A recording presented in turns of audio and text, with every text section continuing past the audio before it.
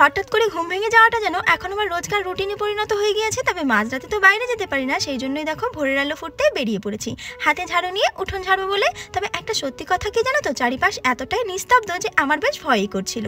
তাই তাড়াতাড়ি রকেটের গতিতে পুরো উঠোনটাকে ছেড়ে চলে এসেছি কালকে রাতের এঁঠো বাসনগুলোকে মাজতে। আগে জানো তো আমি রাতের বাসন রাতেই মেজে রাখতাম, তবে এখন আর ইচ্ছে করে না, তাই সকালেই মাজি। এদিকে দেখো চোখ ভর্তি ঘুম নিয়ে তোমাদের দাদাভাইকে তুলে এখন বলেছি বাইকটাকে বের করে দিতে।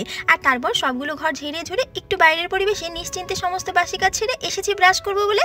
তবে রোজ তো দিনটাকে ওই একই কাজের মধ্যেই কাটিয়ে ফেলি, সেই জন্য আজকে দেখো স্নান সেরে একটু সময় নিয়ে দুজনেই চলে গেছি স্টেশনে একটু হাঁটাহাঁটি করতে। আর আসার পথে আমাকে বাড়িতে পৌঁছে ও গেল একটু দোকানে ডিম আনবে বলে। এই ফাঁকে বাড়ি এসে আমি বিছানাটাকে গুছিয়ে বসেছি ড্রাই ফ্রুটসগুলোকে খেতে। এরপর তোমাদের দাদাভাই বাড়ি এলে আমি আর সময় নষ্ট না করি সোজা রান্নাঘরে গিয়ে রান্নাটা বসিয়ে দিয়েছি, কারণ এইভাবে বসে বসে একা হাতে সবটা রান্না করতে এখন আমার অনেকটা সময় লেগে যায়। তাই আগেই রান্না করে ও খেয়ে বেরিয়ে গেল আর আমি বসলাম একটু কালো জিরে খেতে।